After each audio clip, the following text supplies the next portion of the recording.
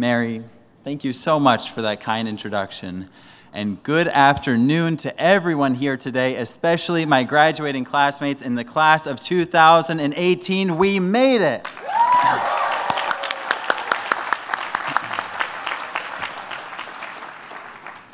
Now, even though we get to wear the fancy caps and gowns, we can't let that fool us into thinking that we made it here by ourselves. Because we have been uplifted by outstanding teachers and advisors, our phenomenal ORMA and student affairs offices, our dedicated administrators, and an unbelievable group of people committed to making sure that we can learn in buildings that are clean and secure and well-maintained and with cutting-edge technology that one day I'll understand how to use properly. We also owe so much to our mentors who have guided us, to our friends and to our partners who have supported us and cared for us after our toughest days at the hospital. And above all, to our parents and family members who have been there since our earliest days and to whom we feel more gratitude than we can possibly express. Let's thank everyone who's sharing in this achievement with us here today.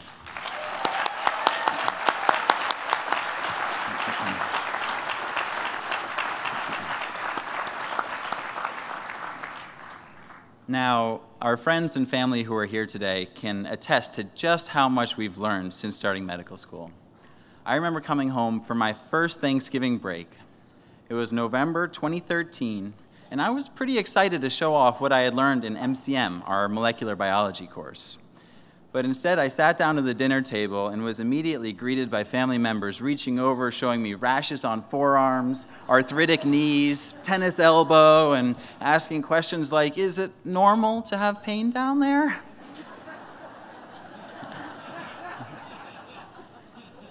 I did what I had been taught and said, "That must be hard for you."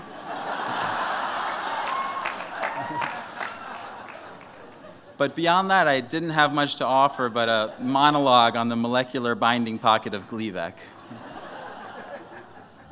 You know, back then I dreamed about what it would feel like to graduate from Harvard Medical School, knowing the answers to all these questions. And even though I have started to get the hang of some rashes and joint pain, I never really imagined the uncertainty that I'd still be feeling right now. And actually, I'm not really talking about clinical uncertainty. I think over the last 4 years, we've learned that we can combat that by learning medicine.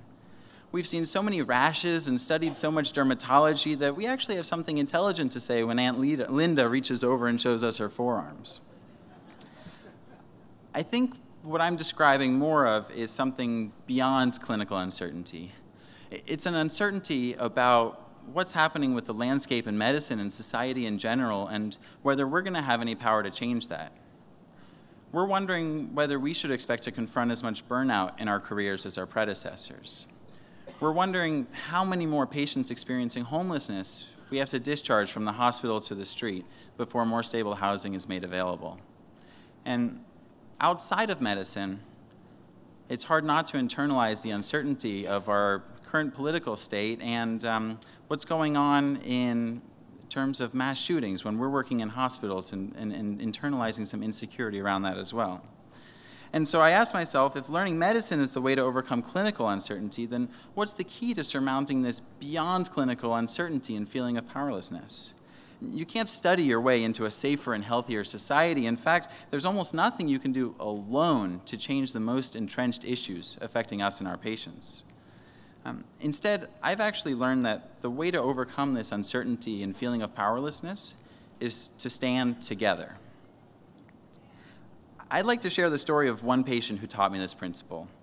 To protect his privacy, I'll call him Mr. D.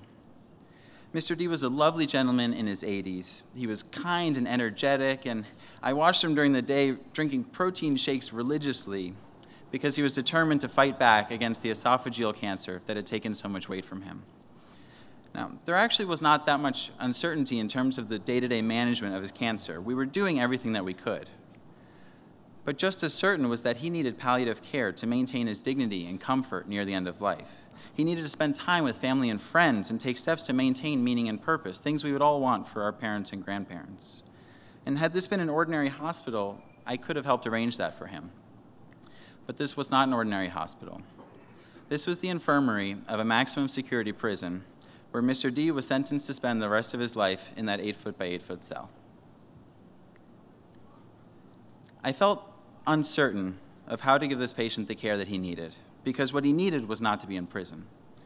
At the time, it was impossible to offer this to him, because Massachusetts was one of only 4 states that did not allow any kind of compassionate release for patients like Mr. D. But in what I feel is an act of heroism that Mr. D will never know, 15 students, many of whom are here today, decided to change the law to stand up for my patient. Over a whirlwind several months, we organized dozens of students and physicians to advocate for a compassionate release bill. And to our surprise, we won. The law passed, including special language that we had written to include patients like Mr. D.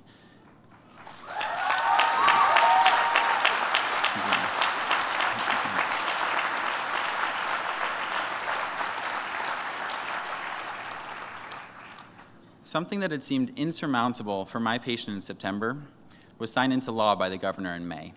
And I learned that the solution to this beyond clinical uncertainty, these barriers, was to stand together. Now, some of you might be skeptical about conclusions drawn from an N of 1. So you should know that there are actually countless examples of these kinds of organizing victories in the medical community. At the trainee level, residents across Boston just organized in order to access a state database that will help them take better care of patients with opioid use disorder. And at the attending level, many of us know that Doctors for America joined 15,000 physicians together to advocate for health reform, an effort so successful that their leader was named Surgeon General. The average person in these groups made no extraordinary contribution, but the shared output was tremendous. Organized, small steps of everyday heroism, like 15 of you took for Mr. D, have changed the landscape of our society. I'm reminded of what Max Ehrmann wrote in his beloved poem, The Desiderata.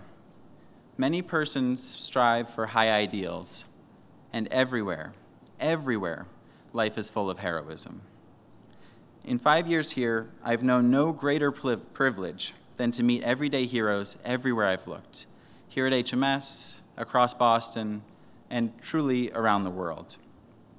As we leave here, let us continue to take small steps in unison that can have heroic outcomes for our patients and our communities. Thank you so much.